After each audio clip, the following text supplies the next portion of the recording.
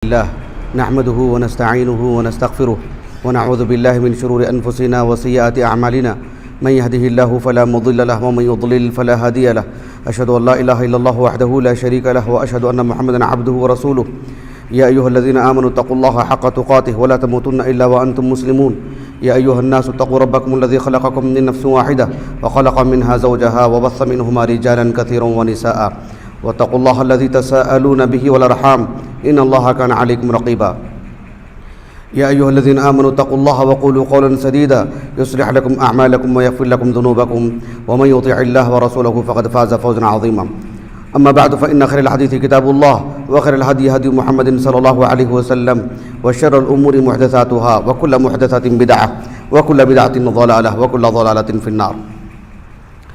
حاضرین جمعہ اور محترم اساتذہ اکرام اور طلباء جامعہ،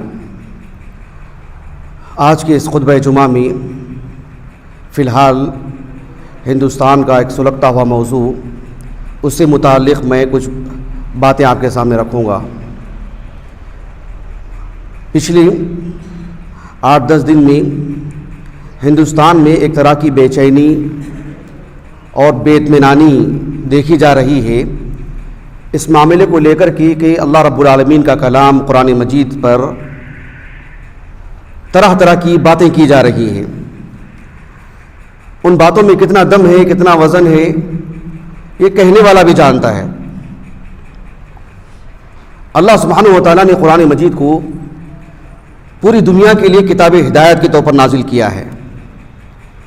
صرف اہل مکہ کے لیے نہیں، عرب کے لیے نہیں، پوری دنیا کے لیے اور قیامت تک کے لیے. اور یہ اسی وقت ممکن ہے جب قرآن کی حفاظت ہو. اگر قرآن کی حفاظت نہیں کی جا سکتی ہے تو پھر دنیا بھر کے لوگوں کے لیے اور قیامت تک کے لیے کیسے کتاب ہدایت ہو سکتی ہے؟ اللہ سبحانہ و تعالیٰ نے قرآن مجید کی حفاظت فرمائی. ہم دیکھ رہے ہیں کہ ہندوستان بھر میں علماء کرام اپنی اپنی صلاحیتوں کے اعتبار سے جماعت جمعیتیں اور سبھی مکتب فکر کے اصحاب علم قرآن مجید کا خوب دفاع کر رہے ہیں، تقریر میں، تحریر میں. حتیٰ کہ مسلم سیاستدان بھی،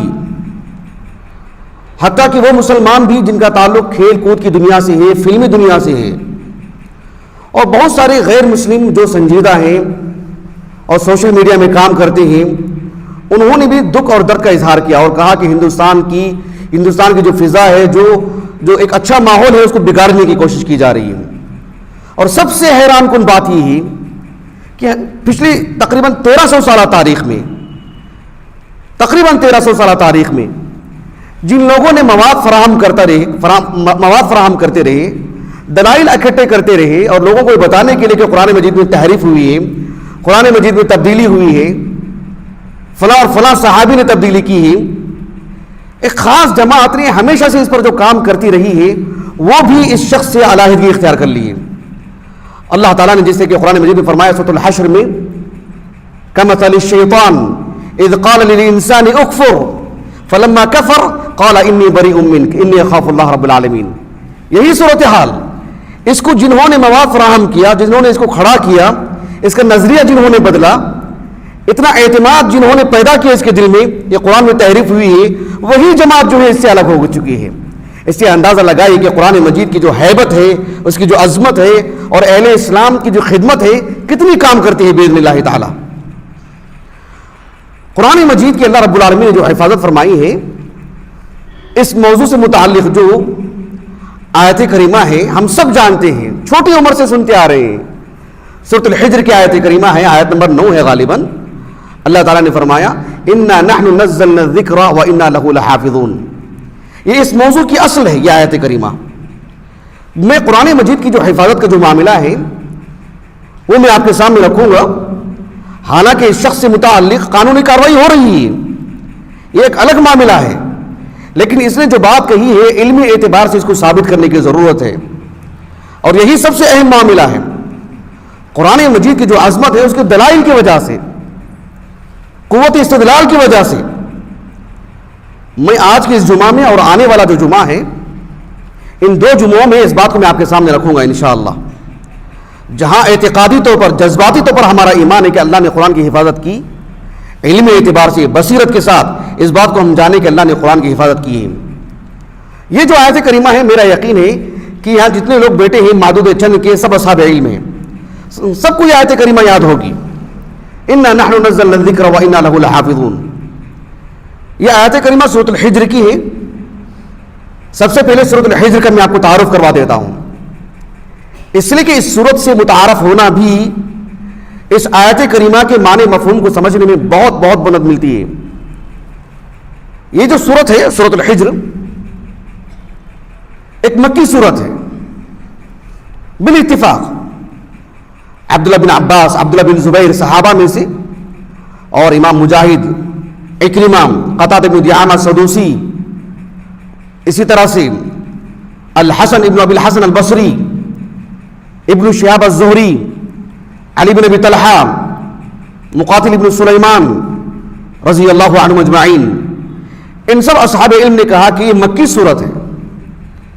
بلکہ ابو بکر الماوردی رحمہ اللہ اور ان کے بعد حافظ ابن الجوزی اور صاحب تفسیر الخازن، ان سب اصحاب علم نے تو اجماع نقل کیا ہے کہ مکی سورت ہے.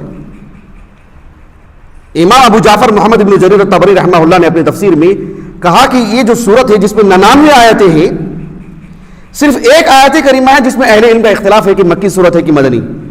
وَلَقَدْ آتَيْنَاكَ سَبْعًا مِّنَ الْمَثَانِ وَالْقُرْآنِ الْعَظِيمِ. اس آیت کریمہ سے متعلق اہل علم کے 2 قول ملتے ہیں، ورنہ کل سورت مکی سورت ہے اور ایک طرح سے اجماع ہے اس پر. اس کا نام سورۃ الحجر ہے، اس کو ذہن میں رکھے گا، اسی پر میری گفتگو ہوگی. بلکہ میری گفتگو کا محور یہی ہے کہ اس سورت کا نام سورۃ الحجر کیوں، اور پورا دار و مدار اسی پر ہے، اور اسی کو رکھ کر کے مجھے آپ کو بات کرنی ہے. یہ جو سورت ہے سورۃ الحجر، آپ علیہ السلام جو مکے میں 13 سال تھے، تو مکی زندگی کے بالکل اواخر میں، نبوت کے 12ویں سال یا 13ویں سال، اس کا بڑا حصہ نازل ہوا. اس کی کچھ آیتیں شروع میں بھی نازل ہوئی، لیکن اس سورت کا بڑا حصہ آخری دنوں میں، سورۃ یوسف کے بعد آپ صلی اللہ علیہ وسلم ابھی مکے سے مدینے کو ہجرت کرنے جا رہے ہیں، اس سے تقریباً 1-1.5 سال پہلے یہ سورت کریمہ نازل ہوئی ہے، سورۃ الحجر.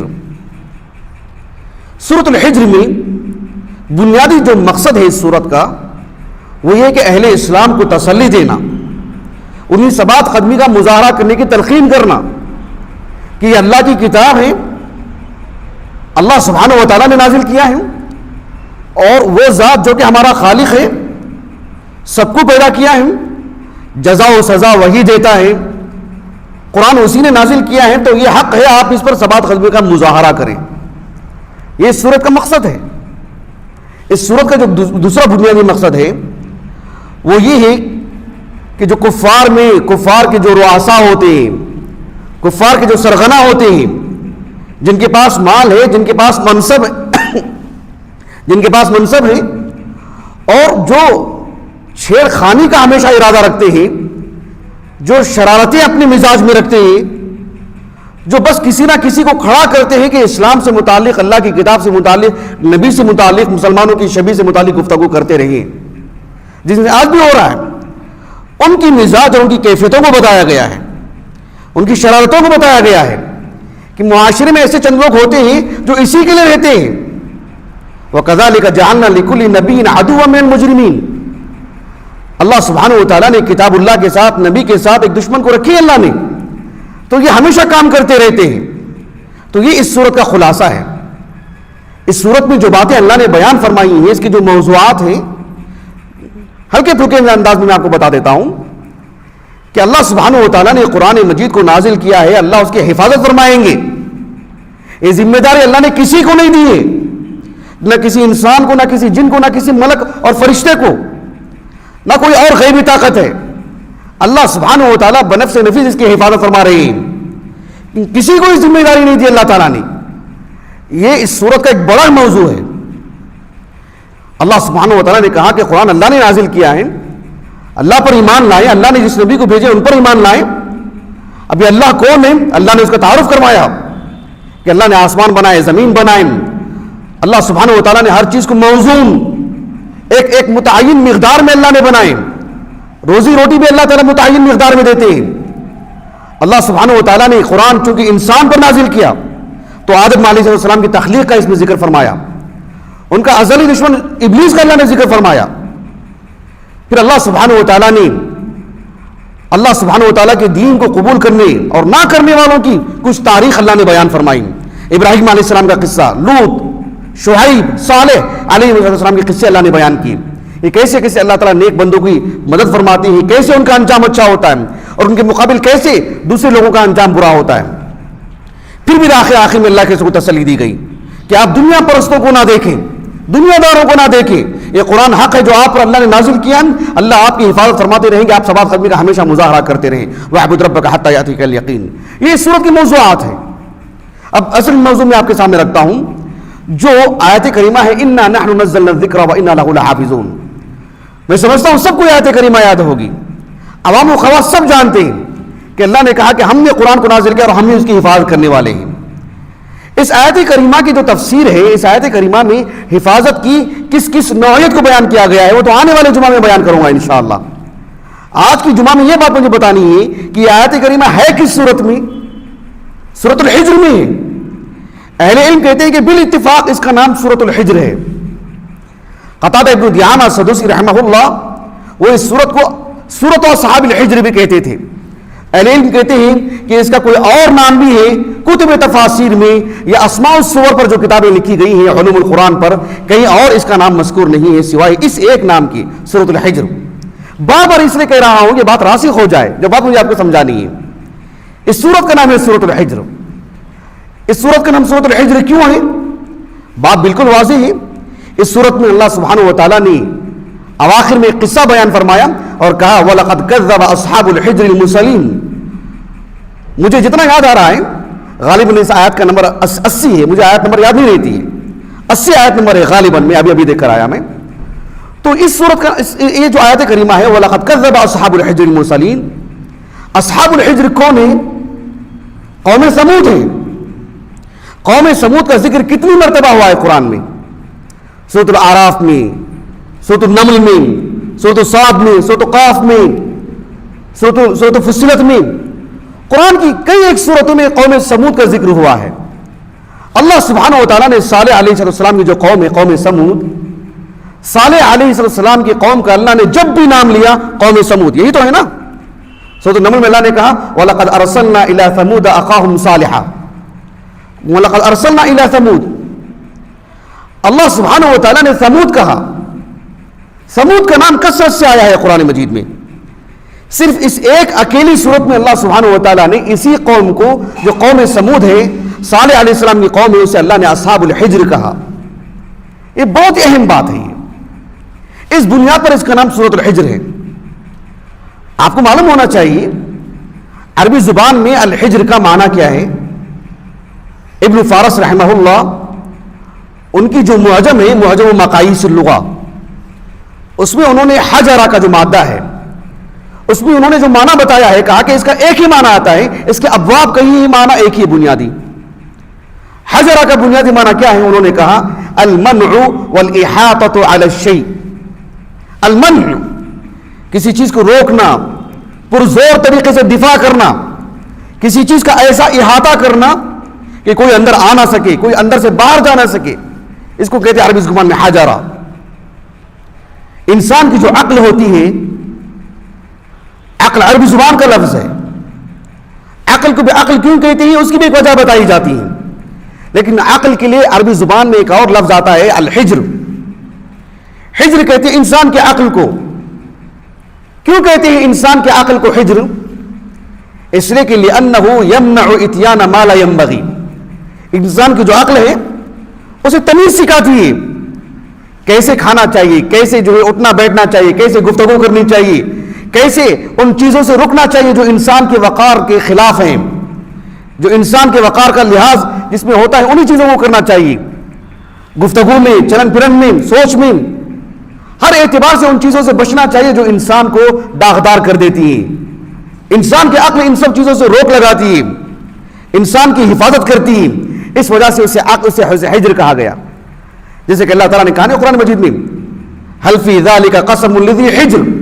لذی حجر ای اولو الالباب، اصحاب عقل، نبلا، ان کو کہا جاتا ہے. تو اللہ سبحانہ و تعالیٰ نے عقل کے لیے حجر کا لفظ استعمال فرمایا. حجر چھوٹے طلبہ بھی جانتے ہیں پتھر کو کہتے ہیں. یہ بھی المنع سے ماخوذ ہے، لشدتہ و صلابتہ، اس میں جو قوت ہے، جو شدت ہے، اس میں جو صلابت ہے. اللہ سبحانہ و تعالیٰ نے جو سختی اس میں رکھی ہے، کوئی چیز آتی نہیں جاتی نہیں جو حفاظت کرتی ہو. عمارتوں کو اسی کو رکھ کر کے بنایا جاتا ہے، اس کی اس قوت کی وجہ سے المن سے ماخوذ ہے.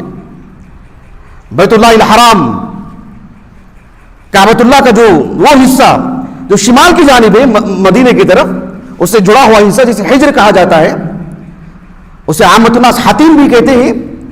اس کا اصل نام حجر ہے. حجر کیوں کہا گیا اس کو؟ ابن کثیر رحمہ اللہ کہتے ہیں لأنه يمنع الطواف ان يطوف فيه، اس میں طواف کوئی نہیں کر سکتا. طواف کو باہر سے کرنا پڑے گا. اندر نماز پڑھ سکتے ہیں، نماز پڑھنا جائز ہے، مستحب ہے اگر کسی کو میسر ہو تو. کعبۃ اللہ کے اندر نہیں پڑھ رہے، وہاں بھی پڑھنا ہی اسی کا حصہ ہے.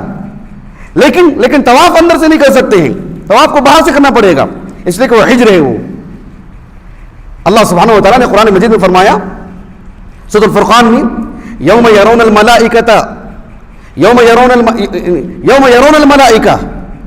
لا بشرى یومئذ للمجرمین ویقولون حجرا محجورا. جب ملائکہ کو انسان کی جب موت آتی ہے، کافر کی جب موت آتی ہے، یا جہنم میں کافر جب ہوتا ہے، یوم یرون الملائکہ، جب ملائکہ کو دیکھ لیں گے کفار، تو ملائکہ ان سے کہیں گے کہ لا بشرا، تمہارے لیے کوئی خوشخبری نہیں. یا تو اس کی موت کے وقت جب اسے جہنم میں ڈالا جاتا ہے تب. یقولون کون؟ کیا کفار مراد ہے کہ ملائکہ مراد ہے؟ بہرحال ابن جریر الطبری، ابن کثیر وغیرہ نے کہا کہ ملائکہ ہی مراد ہے.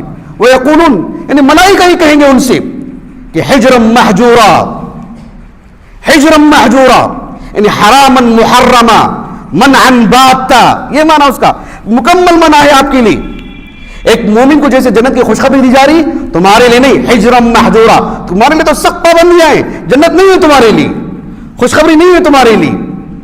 ایک معنی ہے اس کا حجرا محجورا، حراما محرما ان تبشر بما یبشر به المتقون. یہ معنی ہے اس کا. ابن کثیر نے جیسے کہا رحمہ اللہ، کہنے کا مقصود یہی ہے کہ حجرہ کا جو بنیادی معنی معلوم کر لیں. یہاں بڑی جماعت کے بھی طلبہ ہیں. فقہ میں آپ نے پڑھا ہوگا، فقہ الحدیث میں التفلیس والحجر، ابن حجر نے بلوغ المرام میں باب قائم کیا ہے. مقصود کیا ہے اس میں؟ جب کہا جاتا ہے حجر الحاکم، حجر القاضی عن فلان، کہ قاضی نے، حاکم نے فلاں صاحب پر روک لگا دی. کیا مطلب ہے؟ من التصرف، کہ وہ اپنا پیسہ خرچ نہیں کر سکتا. ہو سکتا ہے کسی کا مال اس نے خوب خرچ لے لیا ہو، یا اس میں اتنی سطح نہیں ہے، عقل متوازن نہیں ہے، یا چھوٹا ہے وہ، اس کے مال پر وہ روک لگاتے کہ آپ خرچ نہیں کریں گے. الحجر اسی کو کہا جاتا ہے. اب یہ ساری باتیں میں نے آپ کو جو سنائی ہیں، اب ذرا غور کیجئے آپ. بعض اہل علم کہتے ہیں کہ اللہ نے اس سورت کا نام جو الحجر رکھا ہے اس وجہ سے کہ اس سورت میں اللہ تعالیٰ نے بنیادی جو بات بتانا چاہتے ہیں وہ یہ کہ الحفظ، الاحاطہ علی الشیء، کہ اللہ تعالیٰ کچھ چیزوں کی حفاظت فرمائیں گے. وہ اس سورت کا پیغام ہے. کن کن چیزوں کی حفاظت فرمائیں گے اللہ تعالیٰ؟ کہا کہ آغاز میں الف لام را تلک آیات الکتاب وقرآن مبین.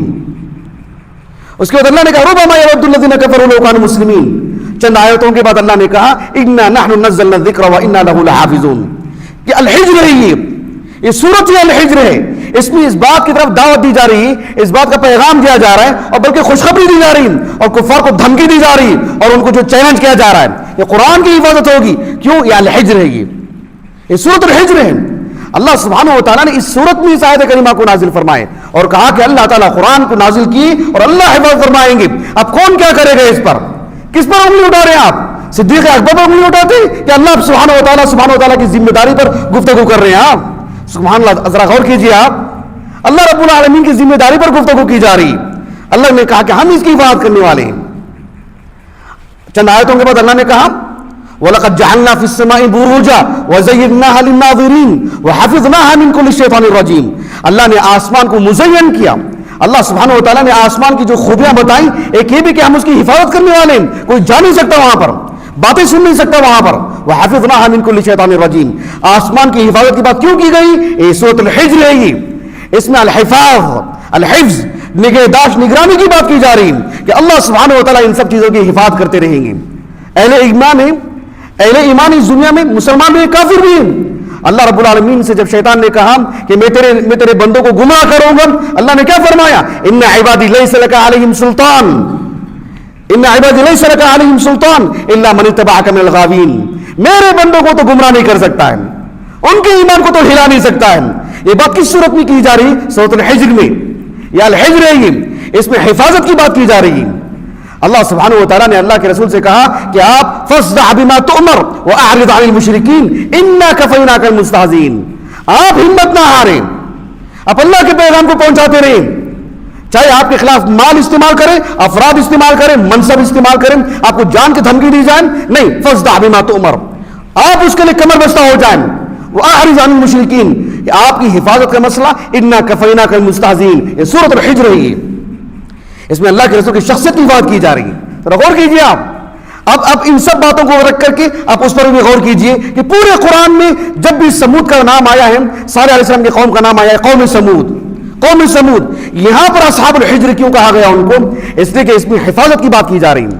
اس لیے کہ اللہ رب العالمین نے فرمایا وَلَقَدْ كَذَّبَ أَصْحَابُ الْحِجْرِ الْمُرْسَلِينَ وَآتَيْنَاهُمْ آيَاتِنَا فَكَانُوا عَنْهَا مُعْرِضِينَ وَكَانُوا يَنْحِتُونَ مِنَ الْجِبَالِ بُيُوتًا آمِنِينَ فأخذتهم الصيحة مصبحين فما أغنى عنهم ما كانوا يكسبون. اللہ نے کہا اس صورت میں انہیں اصحاب الحجر کا نام دیا, قوم سمود نہیں کہا, سمود نہیں کہا, قوم صالح نہیں کہا, اس لیے کہ یہ جو پہاڑ پر جو آسانی سے گھر بنا لیتے تھے, پہاڑ کو تراش کر کے آسانی سے گھر بنا لیتے تھے. وَكَانُوا يَنْحِتُونَ مِنَ الْجِبَالِ بُيُوتًا آمِنِينَ, نہ پہاڑ سے گرنے کا خوف تھا, نہ گھر کے کسی اور چیز کا خوف تھا, نہ چوری کا خوف تھا, نہ جان کا خوف تھا, پورے معمون رہتے تھے, امن سے رہتے تھے اور سمجھتے تھے کہ یہ گھر ہماری حفاظت کریں گے, اللہ کا عذاب بھی آ جائے تب بھی ہم محفوظ رہیں گے. الحفظ ما حفظ اللہ, حفاظت تو اس کی ہوتی جس کی اللہ حفاظت فرماتے ہیں. تو چونکہ ان کا جو زام تھا, ان کا جو جنون تھا, اور اپنے آپ میں جو سمجھتے تھے یہ پتھر پہ جو پہاڑ میں ہم جو گھر بنا رہے ہیں یہ ہمیں ہماری حفاظت کرے گی, گھر اللہ کے عذاب سے بھی حفاظت کریں گے, کوئی ہمیں نقصان نہیں پہنچا سکتا ہے. ان کے اس بھرم کو توڑنے کے لیے اللہ نے ان کو نام دیا کہ اصحاب الحجر. یہ کتنا مطلب ہلکی پھلکی چیز ہے, تم نے اس کو یہ سمجھ رہے تھے کہ اللہ کے عذاب سے بچا لیے جاؤ گے. فأخذتهم الصيحة مصبحين فما أغنى عنهم ما كانوا يكسبون.